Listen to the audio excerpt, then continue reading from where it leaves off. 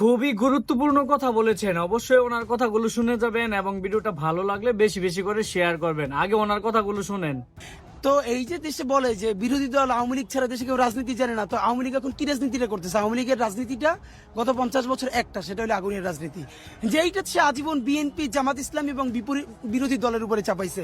এই যে শাহবাগ মোড়ে আপনার 95 পরে 96-তে যেই আন্দোলনের নামে তারা অরাজকতা করছিল, তখন গান পাউডার দিয়ে বিআরটিসি বাসে মানুষ পোড়াই মারছিল কিন্তু আওয়ামী লীগ। এবং লগি বইটা দিয়ে মানুষ পিটিয়ে মারা যায়, শুধু মারা যায় না, সেটার উপরে নৃত্য করা যায়। আমি জাহিলিয়াতকেও তো এটা হার মানে, সেটা আওয়ামী লীগ করছে।